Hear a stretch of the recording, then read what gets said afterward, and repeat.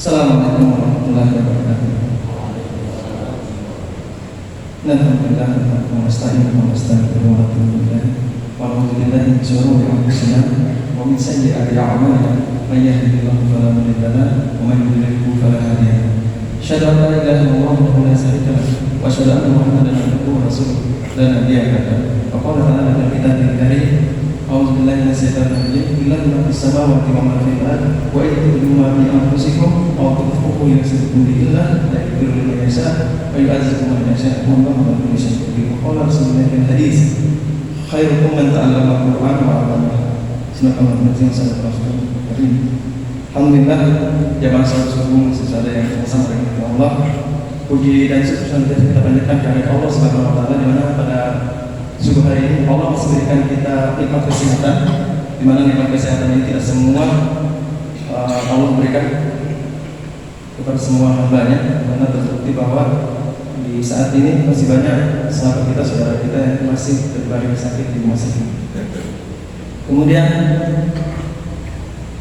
kita juga bersyukur pada Allah Subhanahu wa taala di mana atas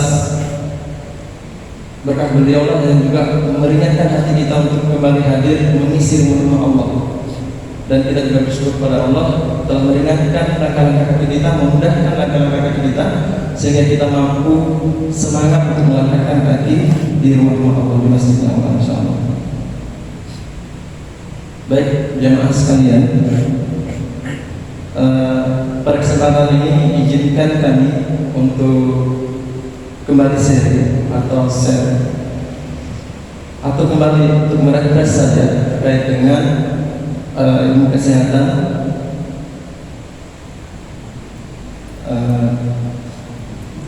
Panitia masjid meminta kita untuk mengisi hari ini dengan tema kesehatan. Jadi teman-teman sekalian, jamaah sekalian, perkenalkan saya Ustaz Andi yang sudah disampaikan.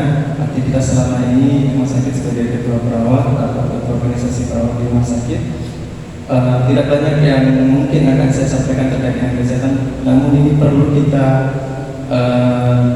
pelajari bersama bahwa yang akan kita bahas ini nanti adalah penyakit yang mungkin ada di sekitar kita dan tanpa kita sadari sangat mengancam kehidupan kita. Ya, jadi jamaah sekalian,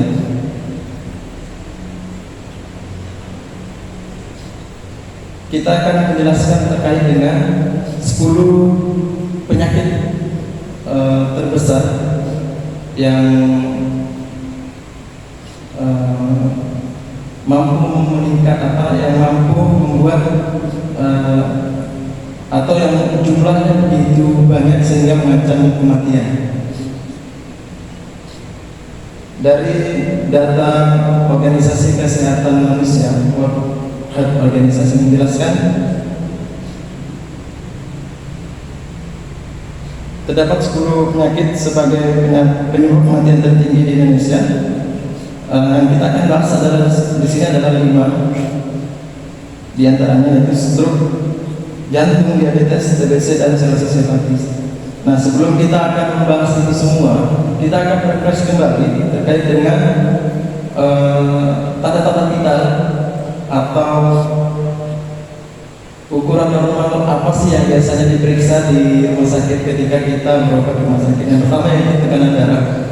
Tekanan darah ini normalnya 120/80 yang sekalian. Jadi kalau misalnya ada yang lebih dari 120, biasanya kita kategorikan hipertensi atau tekanan darah tinggi. Dan ini juga patut diketahui sama seluruh jemaah. Kalau misalnya tensinya sudah di atas 120, maka segera lakukan pemeriksaan ke puskesmas atau klinik atau di rumah sakit terdekat.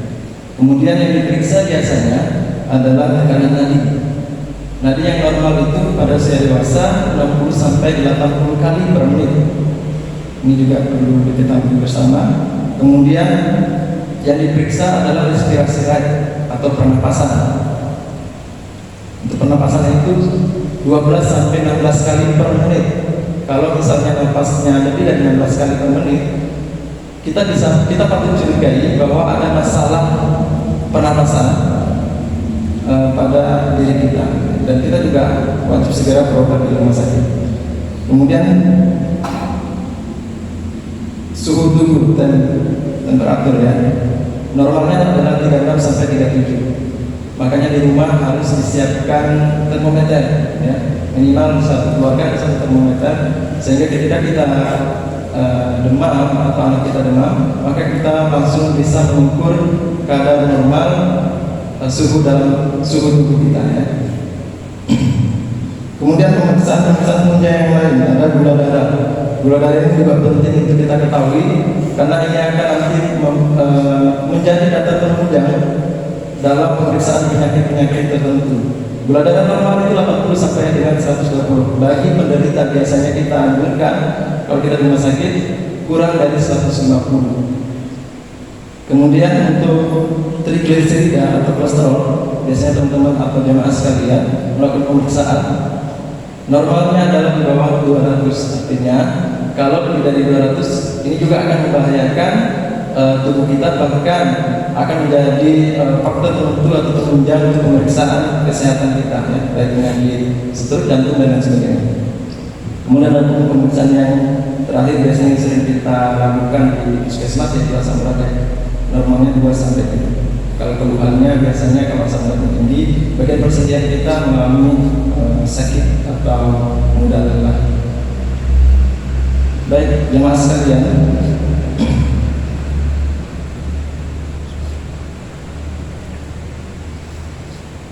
dari data yang diambil oleh Organisasi Kesehatan Dunia pada tahun 2023 ini, 10 penyakit sebagai penyebab kematian tertinggi di Indonesia itu satu diantaranya adalah stroke dengan 131,8 kasus kematian per 100.000 penduduk. Jadi stroke ini jemaah sekalian adalah gangguan pada jaringan otak kita. Jadi ketika tubuh atau pembuluh darah kita tidak mampu lagi mentransfer oksigen atau makanan, zat-zat makanan ke organ khususnya di otak. Bisa karena adanya penyumbatan. Penyumbatan ini biasanya karena tingginya kadar lemak atau kolesterol dalam tubuh. Kemudian pembuluh darah tersebut menyempit karena terjadinya penumpukan itu, sehingga ada organ atau jaringan di otak yang tidak tersuplai oleh oksigen. Oksigen ini adalah salah satu zat makanan. Jadi kalau misal manusia butuh air dan sebagainya makan, begitu pun jaringan dalam tubuh. Kalau tidak diberi makan, maka dia akan terganggu atau mungkin mengalami kematian. Ketika jaringan itu mengalami kematian, maka dia tidak akan pernah bisa berfungsi baik atau bahkan tidak berfungsi sama sekali, sehingga terjadilah stroke. Kalau stroke itu biasanya dibagi dua, ada stroke karena penyempitan tadi, ada juga stroke hemoragik atau stroke dengan pendarahan. Biasanya kalau stroke hemoragik itu dia tanda dan gejalanya itu bertahap kemudian lemah gitu ya. Kalau stroke yang dengan pendarahan seketika dia bisa langsung tidak sadarkan diri. Mungkin ini juga sering terjadi di sekitar kita ya, jadi kita kadang-kadang hanya menilai ini stroke nih gitu. Nah, kita nggak tahu stroke yang mungkin karena penyempitan pembuluh darah tadi di otak atau mungkin pecah pembuluh darah di otak. Jadi salah satu tanda dan gejalanya seperti itu. Kemudian ada tanda dan gejala yang lain terkait dengan stroke ini. Biasanya kita kenal dengan PAS ya.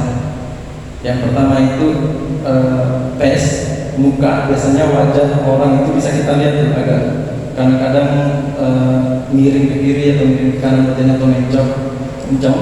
Ini juga kita patut curigai bahwa mungkin teman kita ini atau saudara kita ini sedang mengalami penyakit tertentu. Kemudian yang kedua am ya.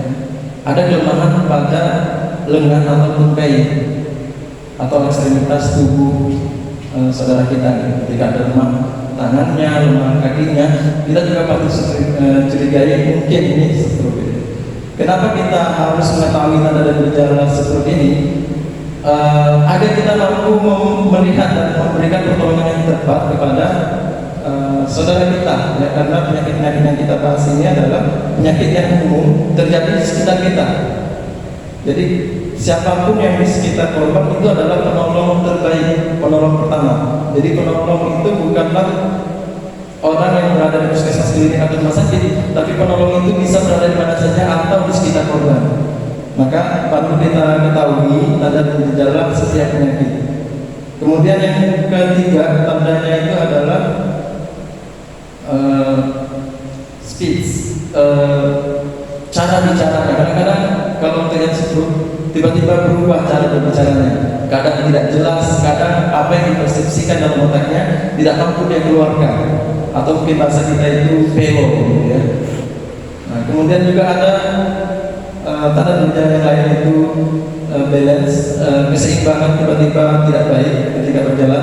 Itu juga patut kita curigai bahwa saudara kita mungkin kena penyakit stroke. Nah, kalau sudah kita curigai seperti ini, maka saran terbaik adalah segera kita bawa ke fasilitas kesehatan terdekat. Karena jika terlambat, maka pengobatan nanti bisa lebih lama atau bahkan susah untuk disembuhkan. Jadi kita juga akan berjuang untuk bagaimana membantu saudara kita, ya, sehingga tidak parah atau tidak menyebabkan kematian untuk saudara kita yang terkena stroke. Nah, kemudian apa saja sih yang menyebabkan, ya, untuk stroke? Tadi sudah kita singgung sedikit bahwa salah satunya yaitu karena adanya tingginya tekanan darah, ya, hipertensi. Dan ini biasanya juga tidak terkontrol. Jadi buat jamaah sekalian, kontrol tekanan darah ini jangan menunggu sakit baru kemudian kita kontrol ke puskesmas, klinik atau rumah sakit. Jadi yang terbaik untuk memelihara tubuh kita termasuk tekanan darah ini adalah kontrol secara berkala. Sepekan sekali atau 2 pekan sekali silakan ke rumah sakit. Ada kesalahan terbesar pada masyarakat kita, jalan ke rumah sakit itu hanya kalau sakit. Ini adalah kesalahan terbesar. Karena kalau kita kontrol ke rumah sakit ketika sakit saja, itu tidak akan mampu mengevaluasi status kesehatan kita. Jangan-jangan kita sedang sakit dan tiba-tiba meninggal, karena kita tidak bisa mengkontrol. Kemudian termasuk juga di dalamnya adalah kadar trigliserida tadi, ya, kolesterol dan lain sebagainya. Jika itu juga meningkat, maka juga mampu menyebabkan stroke, ya. Apa yang harus dilakukan? Pertama, pasti pengobatan rutin di rumah sakit, apalagi yang sudah terdiagnosis dengan hipertensi tadi. Kemudian physical activity atau olahraga ini juga penting.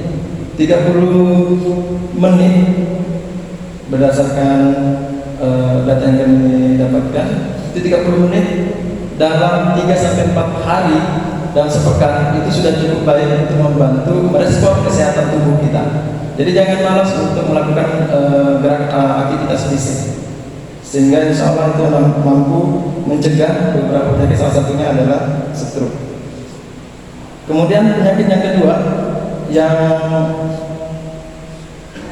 nomor 2 yaitu jantung dengan 95,68 kasus per 100.000 penduduk Indonesia, khususnya Kabupaten Pasir.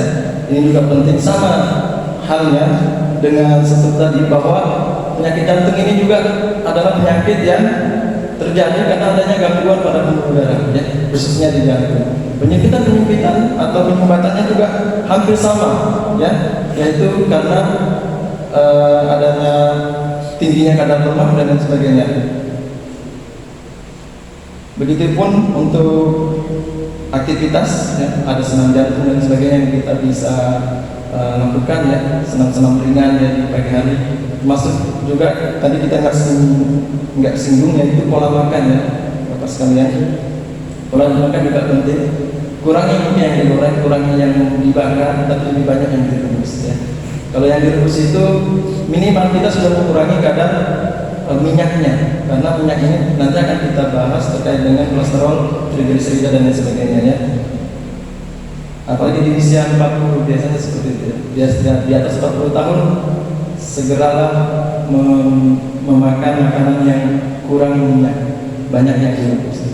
Saya pernah berdiskusi dengan salah satu bupati kita di Pasir, salah satu bupati tertua mungkin di Asia Tenggara. Saya diskusi sedikit waktu itu, kita kontrol kenapa masih bisa aktif seusia ini gitu. Jadi dia bilang, saya adalah penggemar makanan rebus, pisang rebus, jagung rebus, ubi rebus, semua yang direbus. Sehingga masya Allah ya. Jadi ternyata jarang sakit, ya bukan tidak sakit tapi jarang sakit. Kemudian panjang umurnya gitu ya. Usia boleh pendek tapi umur kita doa selalu panjang. Kemudian yang selanjutnya adalah dengan posisi ketiga, yaitu penyakit diabetes mellitus. Jadi buat jemaah sekalian, untuk diabetes mellitus ini itu tadi ya, kita mampu memprediksinya ketika kadar gula darah kita lebih dari 120 mg per dl dalam tubuh ketika kita melakukan pemeriksaan.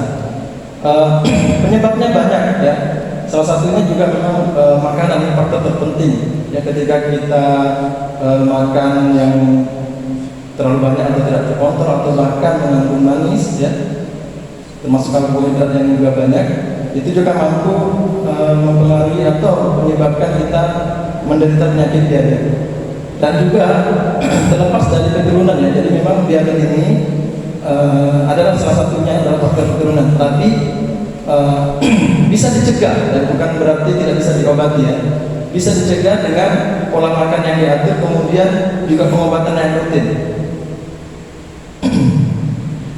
Diabetes ini adalah gangguan fungsi pankreas sebenarnya. Jadi tubuh ini selalu menghasilkan gula dari apa yang kita makan.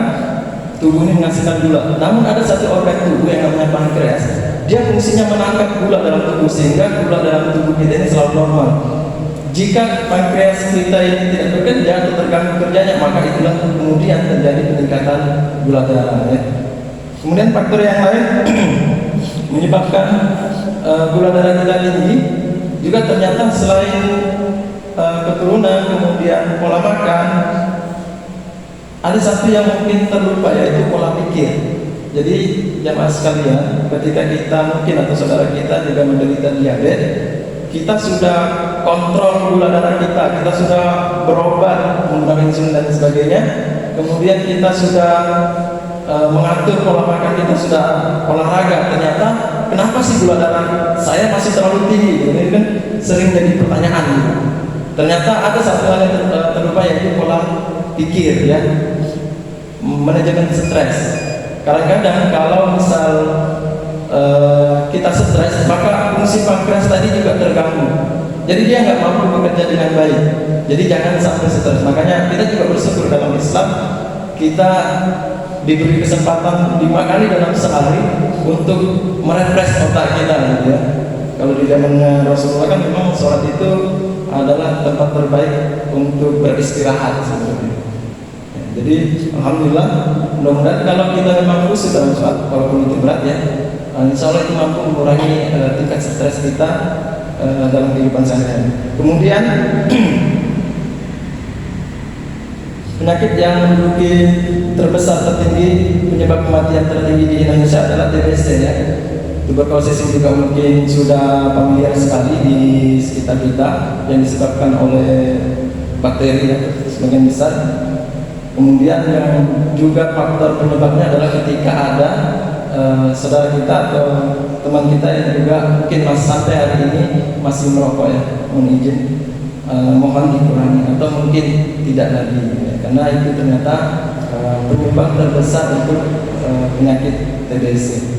Kemudian yang terakhir cirrhosis hepatis, ya ini lebih diawali oleh penyakit hepatitis biasanya, kemudian mengalami kanker hati, yang ini juga menyebabkan penyebab tertinggi kematian di Indonesia. Yang mudah-mudahan kita juga bisa mencegah atau menurunkan, karena dengan kita mengetahui penyakit-penyakit ini, minimal kita mampu mencegah atau memilih cara untuk bisa mempertahankan kesehatan kita, khususnya di Kabupaten Pasir. Ada satu catatan yang sangat bagus kita renungi bersama. Tur wisata murah. Tur wisata ini bukan bagi mereka yang mengalami kekerasan hati dan jiwa karena kurang bersyukur. Mari wisata ke ruang ICU. Lihat pasien yang setengah sadar sedang berjuang mempertahankan nyawanya. Mereka terlihat sangat lemah sehingga dibantu oleh berbagai macam alat, baik alat yang monitor maupun selang yang dipasang dari hidung untuk mempertahankan hidupnya. Kemudian mari kita juga lanjut wisata ke ruang kemoterapi. Buat jamaah sekalian, kalau misalnya di rumah sakit ada ruang kemoterapi, di sana kita lihat orang yang tengah berjuang melawan penyakitnya, yaitu kanker atau tumor. Lihat wajah mereka yang pucat, tidak ada keceriaan dan terlihat kurus. Rambut kepala rontok, kulit mereka menghitam akibat sinar radiasi. Kemudian kita lanjut ke ruang hemodialisa, cuci darah. Di sana berjejer pasien terbaring, manusia terbaring dengan tangan terikat selang. Mesin hemodialisa sedang menggantikan peran ginjal yang sudah tidak berfungsi lagi. Kurang puas? Mari kita ke ruang rawat inap. Di sana kita menemukan berbagai macam penyakit dari sesak napas, susah buang air besar, diabetes, stroke, jantung, bahkan kecelakaan dan lain-lain. Wisata kita berakhir ke bagian administrasi. Kita akan melihat keluarga pasien membayar jutaan rupiah, bahkan puluhan hingga ratusan juta rupiah oleh yang tidak punya kartu jaminan dan asuransi sebagai biaya pengobatan, karena pasien sudah sembuh. Bahkan yang sudah meninggal pun tetap harus bayar biaya administrasinya. Bagaimana dengan diri kita yang hidup nyaman, hari ini? Hidup kita gerak kita relatif tidak dibantu alat mekanis apapun. Pasti enak, bukan? Bernapas di alam bebas, gratis tanpa dibantu tabung oksigen, di jalan dengan nyaman. Pergi ke satu tempat dengan nyaman, ya. Hanya sekedar mengeluarkan hajat pun tanpa bantuan orang, sangat mudah bagi kita. Apakah kita sudah bersyukur hari ini dengan melaksanakan perintahnya? Ada selepas berwisata kita dengan catatan kita di atas, mari kita taatkan ibadah, berdoa saling cinta dan menyayangi, saling rukun dan damai, saling menghormati dan menghargai, saling mengalah untuk meraih kemuliaan bersama, saling melepas ego, bersyukur dengan semua pemberian Allah, jaga kesehatan tubuh, tinggalkan kebiasaan untuk mencari kesalahan orang lain, apalagi memfitnah, saling membuat baik walaupun tidak dihargai, karena kebaikan akan kembali pada diri kita sendiri. Berbuat benar dan baiklah selagi kita masih diberi nafas oleh Allah. Hati yang bergembira adalah obat yang paling baik, obat yang paling manjur, dan selalu bersyukur, dan insya Allah semoga Allah senantiasa memberikan kesehatan buat kita semua. Demikian yang dapat kami sampaikan. Mari kita tutup dengan bersama-sama baca doa kafaratul majlis. Subhanakallahumma wa bihamdika, asyhadu an la ilaha illa anta, astaghfiruka wa atubu ilaik. Wassalamualaikum warahmatullahi wabarakatuh.